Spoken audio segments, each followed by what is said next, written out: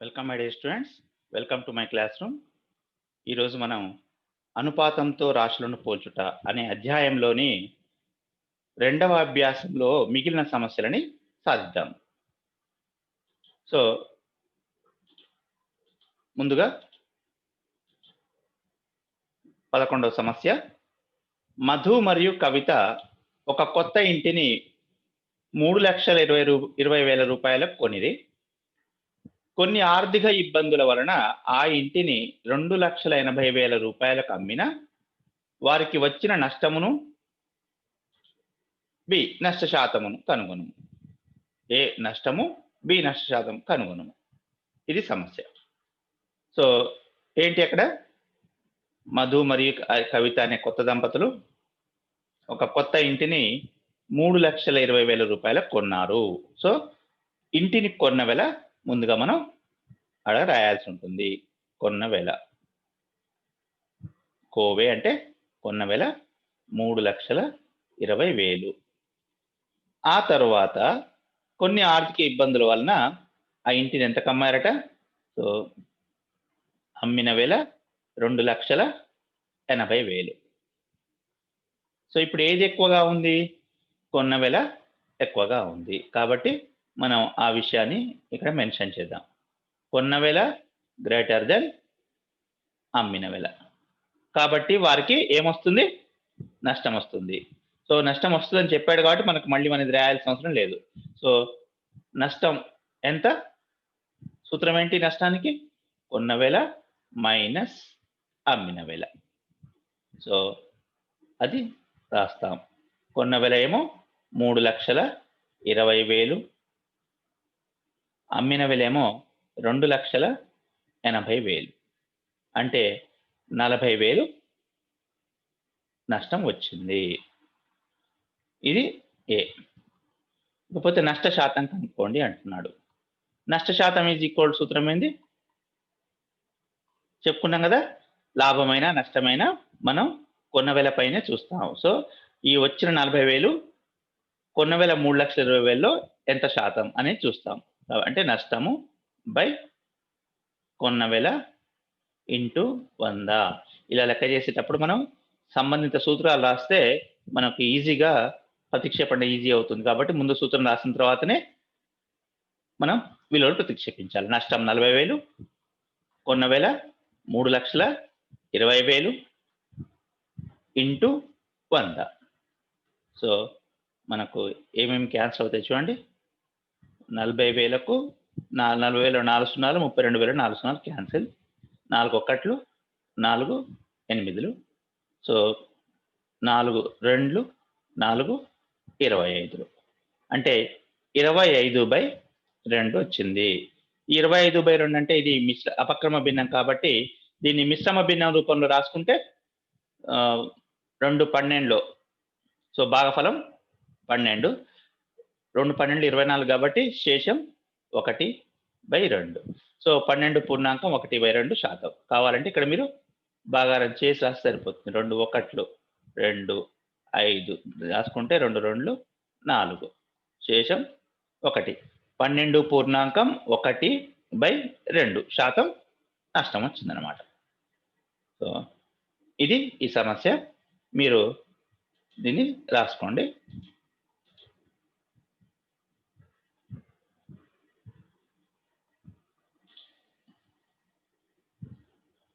$40,000 నష్టము, 12.5% నష్ట శాతం.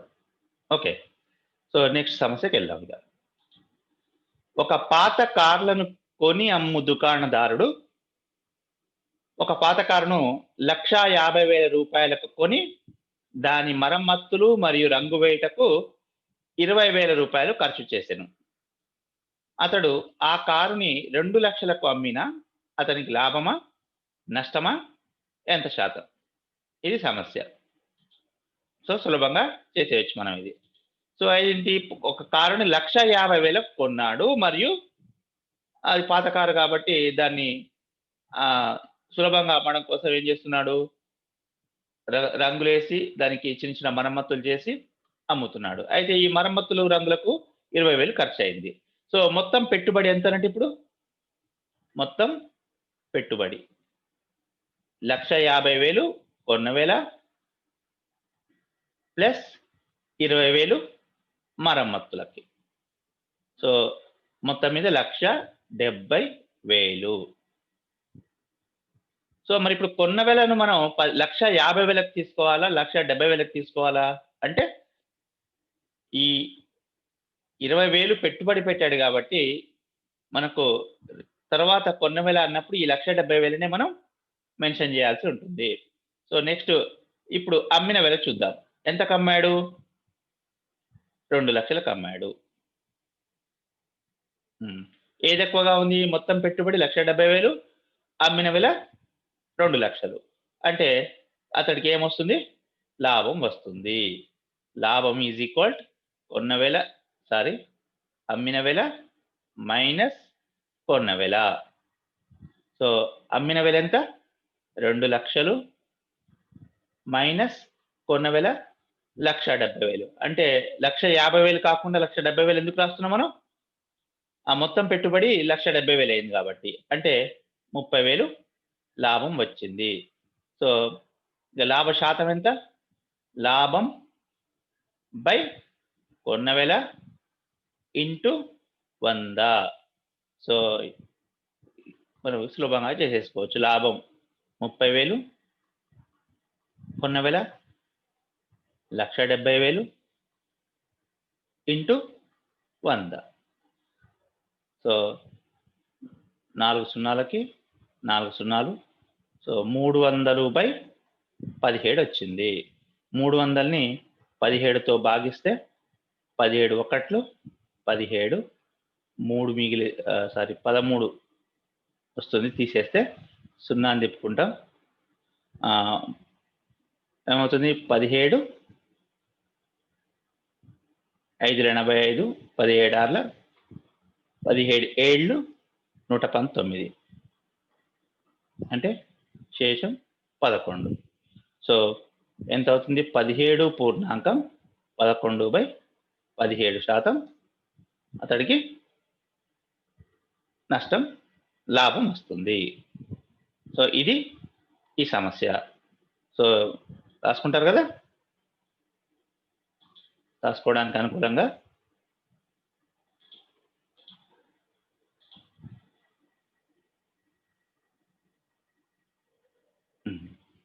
చూడండి, ఇది రాసుకోవాల్సింది. సో నెక్స్ట్ సమస్యకి వెళ్దామా? లలిత తన పుట్టినరోజును స్నేహితులతో జరుపుకొనుటకు హోటల్ నుండి పార్సల్ తెప్పించింది. 5% వ్యాట్‌తో కలిపి 1,450 రూపాయలు బిల్లు వేయబడింది. హోటల్ వారు బిల్లు మొత్తంపై 8% రుసుము ఇచ్చిన లలిత వారికి కట్టవలసిన మొత్తమును కనుగొనుము. ఇది సమస్య. సాధన చూద్దాం. సో అయితే ఇప్పుడు మనం ఇది రుసుముకు సంబంధించిన లెక్క. రుసుము దేనిపైన ఇస్తారు? మనకు ఆ బిల్లు పైన ఇస్తారు కదా. అంటే ఏంది? లేదా ముద్ర మనకి ఏదైనా కొంటున్నామంటే దానిపైన ప్యాకెట్ పైన ఉన్న లేదా ఆ ప్యాకింగ్ పైన ఉన్న ధర ముద్రిత ధర. మరి ఇప్పుడు మనం హోటల్లో పార్సల్ తెప్పించుకున్నాం కాబట్టి బిల్ అంటే ఏంది? మనకు ఇక్కడ 5% వ్యాట్‌తో కలిపి 1,450 బిల్లు వేయబడింది. ఈ 1,450 బిల్లు పైన 8% రుసుము ఇచ్చారు. కాబట్టి ఇప్పుడు ప్రకటన వేల ఏందన్నట్లు మనకు? సో ప్రకటన వేల లేదా ముద్రిత వేల ఎంత అన్నట్లు? 1,450. మనకు వ్యాట్‌తో కలిపి ఇది. సో వ్యాట్‌తో మనకు సంబంధం లేదు. ఎందుకంటే 1,450 బిల్లు పైనే మనకు రుసుము ఇస్తున్నాడు కాబట్టి. కాబట్టి రుసుము శాతం ఎంత ఇప్పుడు? రుసుము శాతం 8%. సో మరి ఈ అంటే 1,450 పైన 8% రుసుము తీసివేస్తే మిగిలింది కట్టవలసిన మొత్తం. సో అమ్మకపు వేల అన్నమాట ఇది. కట్టవలసిన మొత్తం. కట్టవలసిన మొత్తం దేనికి సమానం? అంటే 1,450 నుంచి 8% తీసేయాలి. సో 1,450 ఇంటూ ఇందులోకెళ్ళి 100 - 8/100. సూత్రం ఏంది మనకు 100 మైనస్ రుసుము శాతం బై 100 ప్రకటన వెల ఇంటూ 100 మైనస్ రుసుము శాతం బై 100. So 1450 into 92/100. ఈ గుణకారాన్ని మనం సూక్ష్మీకరిస్తే మనకు కావలసిన సమాధానం వస్తుంది. ఓకే, సో ఇప్పుడు చూద్దాం మనం ఇక.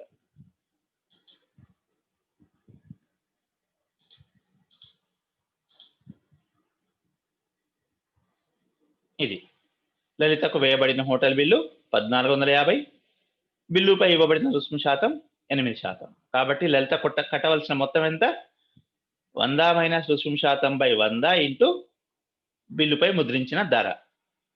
100 మైనస్ రుసుము శాతం 8 కాబట్టి వేసాం బై 100 ఇంటూ 1450. 100 మైనస్ 8 అంటే 92.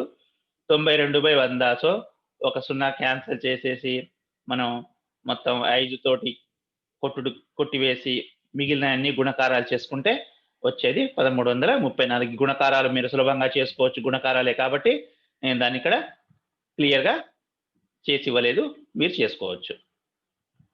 ఓకే, సో నెక్స్ట్ సమస్యకి వెళ్దాం. ఇంకా క్రింది పట్టికలో జిఎస్టితో కలిపిన బిల్లు మొత్తం ఇవ్వబడింది. జిఎస్టి కలపక ముందు ఆ వస్తువుల ధరను కనుగొను. సో పట్టిక కింద చూద్దాం. ఏంది? వరుస సంఖ్య. వజ్రం వస్తువు, వజ్రంపై జిఎస్టి 3%, జిఎస్టి కలిపి 10,300. అయితే జిఎస్టి కలపక ముందు అసలు ధర ఎంత? ఇది మన క్వశ్చన్. ఓకే, దీని యొక్క సాధన చూద్దాం. అయితే మనం గమనించవలసింది ఏంది? ఇక్కడ ఇచ్చింది జిఎస్టి కలిపిన తర్వాతది. ఇప్పుడు కలపక ముందుది కనుక్కోవాలి. అంటే మనం శాతాలు చెప్పుకున్నప్పుడు క్లియర్గా చెప్పుకున్నాం. ఏంటి?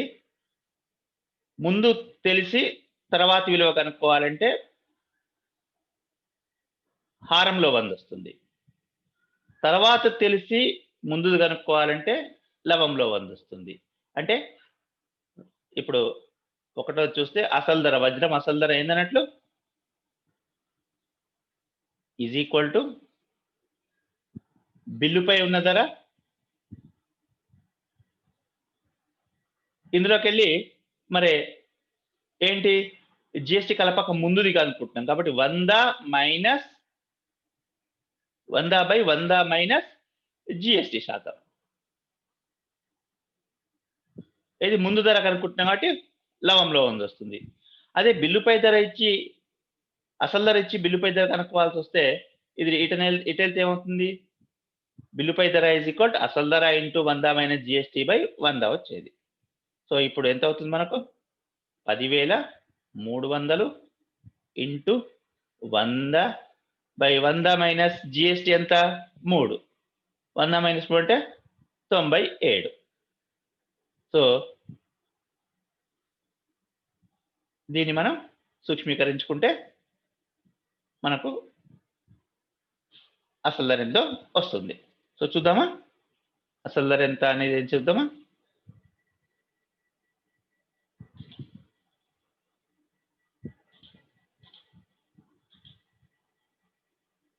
ఇది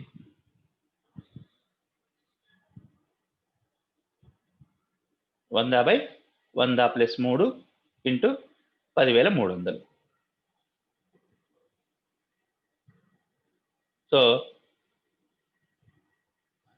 103 తోటి ఇందాక నేను చిన్న మిస్టేక్ చేశాను. 100 మైనస్ 3 వేసాను, కానీ ఇది 100 ప్లస్ 3. ఎందుకంటే జిఎస్టి కలుపుతున్నారు కాబట్టి తీసేయట్లేరు కదా.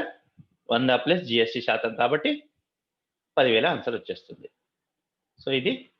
సో మరి ఇక్కడ మనం అసలు రాయాలి కదా. సో 10,000 రాస్తున్నాం. ఇకపోతే రెండోది చూద్దాం. రెండో దాని సాధన. సో ప్రెషర్ కుక్కర్ యొక్క అసలు ధర ఏమవుతుంది? అసలు ధర ఈజ్ ఈక్వల్ ఏమనుకున్నాం మనం? ప్రెషర్ కుక్కర్ అసలు ధర ఈజ్ ఈక్వల్ ముద్రిత ధర అంటే బిల్లుపై మొత్తం 3,360 ఇంటూ 100/100 ప్లస్ జిఎస్టి శాతం. అంటే 100 ప్లస్ 12 ఇది రెండో దానిది. సో 100 ప్లస్ 12 అంటే 3360 ఇంటూ 100/112.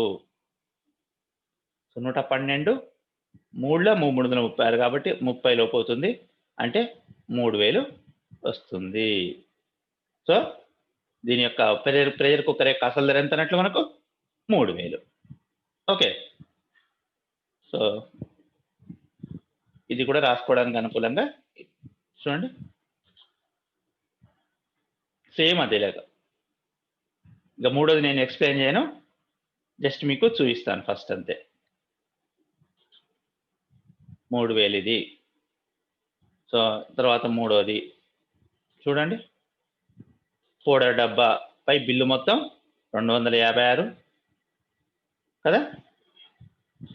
బిల్లు మొత్తం 256. ఆ తర్వాత దానిపై జిఎస్టీ శాతం 28%. 28% ఇచ్చాడు. సో జిఎస్టీ కలపక ముందు పౌడర్ డబ్బా అసలు ధర అంటే 100/100 ప్లస్ జిఎస్టీ శాతం ఇంటూ ముద్రిత ధర. అంటే ఎంతైతే కలిపాడో అదనమాట ఇది. సో ఈ విధంగా చేస్తే మనకు 200 వచ్చింది. సో 200 మనం అక్కడ రాసుకుందాం. ఇది ఈ సమస్య యొక్క సాధన. ఓకే. సో నెక్స్ట్ సమస్యకి వెళ్దాం. ఒక కంపెనీదారు సెల్ ఫోన్ రేటుని 4500గా నిర్ణయించాడు. దానిపై డీలర్ 12% జిఎస్టీ చెల్లించి సెల్ ఫోన్ ఖరీదు చేశాడు. అయితే డీలర్ ఫోన్ పై ఎంత జిఎస్టీ చెల్లించాడు? జిఎస్టీతో కలిపి సెల్ ఫోన్ కొన్న ధర ఎంత? ఇది. సో అయితే ఇక్కడ మనకు సెల్ ఫోన్ అసలు ధర ఎంత? 4500. మరి జిఎస్టీ శాతం ఎంత? జిఎస్టీ శాతం 12%. ఇంతకు జిఎస్టీ అంటే మీకు ఒకసారి పరిచయం చేస్తాను. జిఎస్టీ అంటే గూడ్స్ అండ్ సర్వీసెస్ ట్యాక్స్. మనం కొనే వస్తువులు మరియు మనం హోటళ్ళు ఇంకా వివిధ రకాల దగ్గర పొందే సేవలకు ప్రభుత్వానికి మనం చెల్లించవలసిన పన్నును జిఎస్టీ అంటాం. సో ఇప్పుడు మనకి ఇక్కడ డీలరు ఈ వస్తువు పైన ఏది సెల్ ఫోన్ పైన 12% జిఎస్టీ కడుతున్నాడు. అంటే ఇంతకు మరి ఎంత జిఎస్టీ అంటే 4500లో 12%. సో 4500లో 12% అంటే మనకు తెలుసు ఏంటి? 4500 ఇంటూ 12/100. సో 2 సున్నాలకు 2 సున్నాలు తీసేస్తే 12×5 60, 12×4 = 54. సో కడుతున్న జిఎస్టీ 540. అంటే కొన్న ధర ఎంత? అసలు దాని యొక్క అసలు ధర 4500 ప్లస్ జిఎస్టీ 540. అంటే మొత్తం 5040 రూపాయలు పెట్టి ఆ డీలర్ ఆ సెల్ ఫోన్ని కొన్నాడు. సో ఇది దీని యొక్క సాధన చూడండి.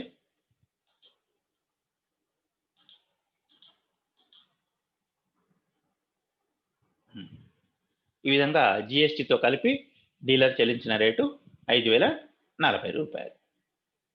ఓకే. ఇంతటితోటి ఈరోజు క్లాసును ముగిద్దాం.